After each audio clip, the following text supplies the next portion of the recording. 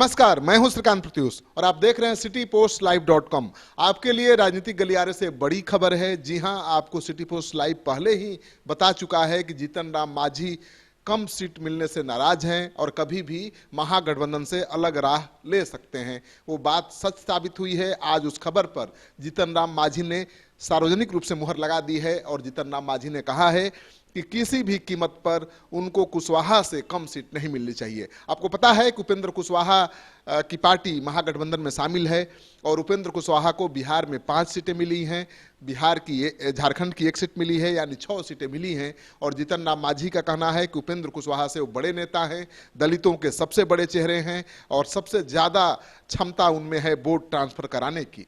फिर उपेंद्र कुशवाहा से कम सीट क्यों? दरअसल मांझी इस बात को लेकर नाराज हैं कि मीडिया में लगातार खबर चल रही है कि जीतन राम मांझी को केवल 1 सीट मिलेगी, गया से वो चुनाव लड़ेंगे।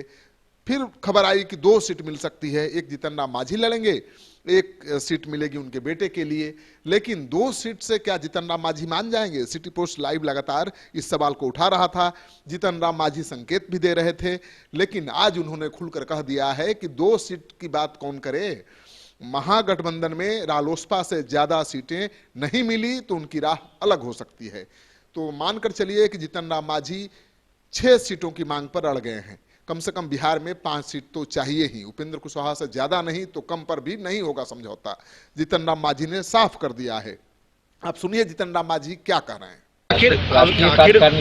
आखिर वजह क्या है कि अब तक सीट शेयरिंग को लेकर महागठबंधन में बात नहीं बनी? आप कह रहे हैं कि हमको उपेंद्र कुशवाहा से ज़्यादा सीट चाहिए, उपेंद्र कुशवाहा कह रहे हैं कि हमको मिनिमम से सीट मंजूर नहीं होगा। अब तो क्या ये टकराव कब तक रहेगी? बात तो हो रही है, विचारों का ये हो रहा है। अब विचार में बात होते होते ना कुछ बातें होगी। सम्मानजनक का मतलब क्या है? किसी को सम्मानजनक 10 सीट में भी नहीं है सम्मानजनक। कांग्रेस 19 सीट मांग रही है, तो आप सोच रहे हैं कि 19 सीट मिलने वाला है क्या? तो उसी प्रकार से सब लोग कह रहे हैं, हम लोग कहते हैं कि सब आपस में बैठ कर के बात करेंगे और वो बात बहुत नज़दीक में शुरू होने वाली है। और हम समझते हैं कि हर हालत में विधानसभा जो हम लोग का चल रहा है सत्र, इस पीरियड में कहीं न कहीं मूर्त रूप ले लेगा। अभी हम लोग नहीं कहेंगे, तो कह दिया गया कि किसी भी परिस्थिति में कुशवाहा जी को जो सीट दे रहे हैं उससे ज़्यादा ही सीट लेने की बात हम लोग करेंगे, कम की बात नहीं। अगर समझ लीजिए, अगर कम मिलता है तो आप विकल्प देखेंगे? उस विकल्प पर बात होगी, विकल्प पर बात होगी। तो आपने सुन लिया, जीतन राम मांझी साफ कह रहे हैं कि रालोसपा से कम सीट पर समझौता की कोई गुंजाइश नहीं है। और जीतन राम मांझी का मानना है कि जो अखबारों में, मीडिया में खबर चल रही है कि उनकी पार्टी को 2 से ज़्यादा सीटें नहीं मिलेंगी, ये खबर भी महागठबंधन के नेता प्लांट करवा रहे हैं। यानी उनके कद को छोटा करने की कोशिश की जा रही है। तो उन्होंने चेता दिया है खुले लहजे में कि महागठबंधन के नेता उन्हें कमजोर न समझें, उन्हें कम ना आके, नहीं तो उनको महंगा पड़ सकता है जीतन राम मांझी की अहमियत को नकारना। तो जाहिर है कि जीतन राम मांझी महागठबंधन के बड़े नेता हैं और जीतन राम मांझी दलित नेता हैं। उनकी क्षमता क्या है ये तो बताने की जरूरत नहीं है। राजनीति में उनकी बहुत अहमियत है। पहले एनडीए में थे, एनडीए को छोड़ दिए और अब महागठबंधन के साथ हैं। और खबर ये भी है कि एनडीए से भी उनको ऑफर मिल रहा है।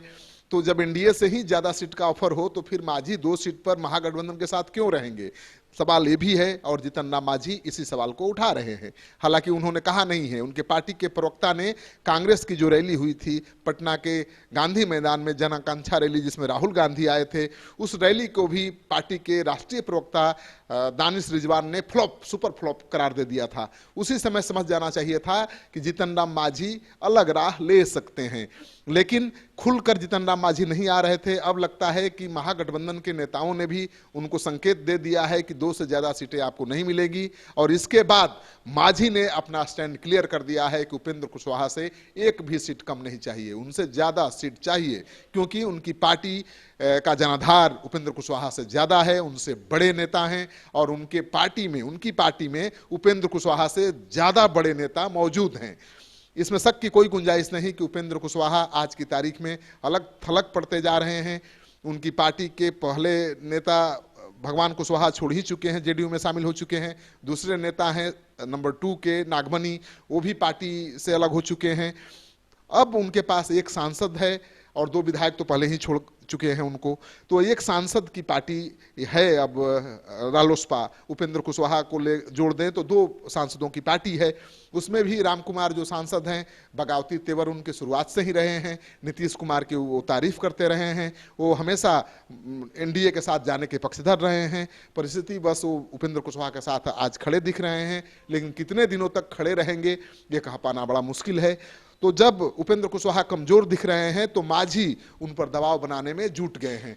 और खबर यह है कि जीतन राम मांझी की पार्टी से नागमणि चुनाव लड़ सकते हैं। वैसे नागमणि की कोशिश ये भी है अभी कि लालू यादव की पार्टी में वो शामिल हो जाएं। लालू यादव यदि उनकी सीट तय कर देते हैं, उजियारपुर सीट से चुनाव लड़ना चाहते हैं, चतरा से चुनाव लड़ना चाहते हैं, दोनों में से कोई सीट अगर लालू यादव दे देते हैं तब तो नागमणि महागठबंधन में जा सकते हैं, आरजेडी में जा सकते हैं। लेकिन दोनों में से अगर कोई सीट नहीं मिली तो नागमणि भी मांझी की पार्टी का रुख कर सकते हैं। और दरअसल जब पार्टी के पास ज़्यादा दावेदार हों, मजबूत दावेदार हों, तो पार्टी के नेता पर दबाव बढ़ता ही है।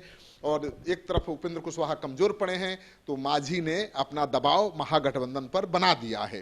तो जीतन राम मांझी अब क्या करेंगे ये तो आने वाला वक्त बताएगा, लेकिन ये तय है कि जीतन राम मांझी 2 सीटों पर महागठबंधन के साथ समझौता नहीं करेंगे, महागठबंधन को छोड़ सकते हैं, क्योंकि 2-3 सीटें उन्हें तो एनडीए में भी मिल सकती है आसानी से। सूत्रों के हवाले से जो खबर आ रही है कि एनडीए की तरफ से भी मांझी को 4 सीटों का ऑफर है।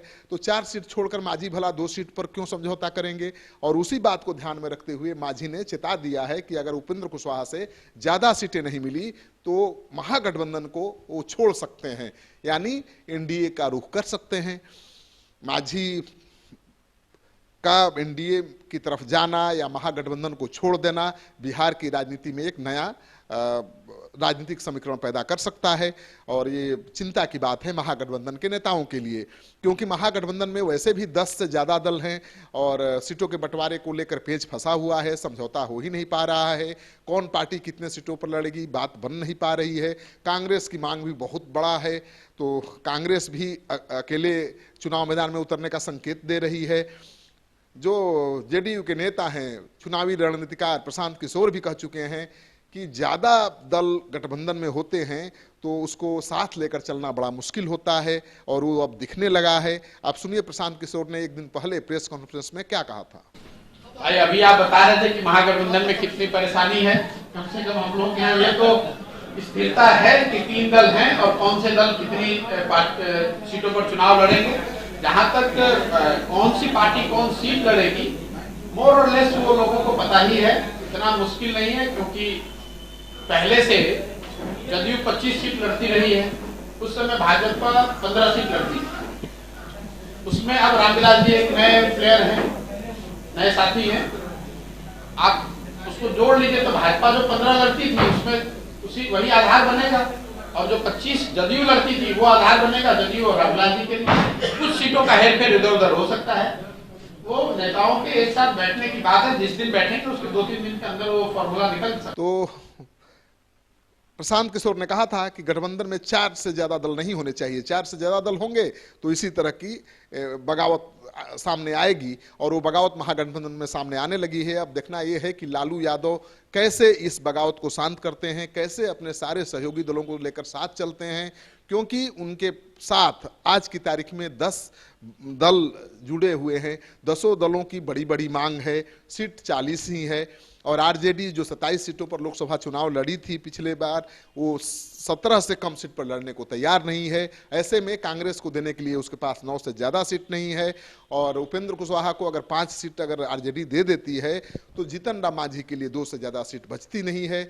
वामपंथी दल हैं, बीएसपी की 2 मांग है, 2 सीटों की मांग है, सपा ने समझो अपना दावा छोड़ दिया है, लेकिन फिर भी जो मांग है उसके अनुपात में सीट बहुत कम है, और इसी वजह से बात बिगड़ती नजर आ रही है।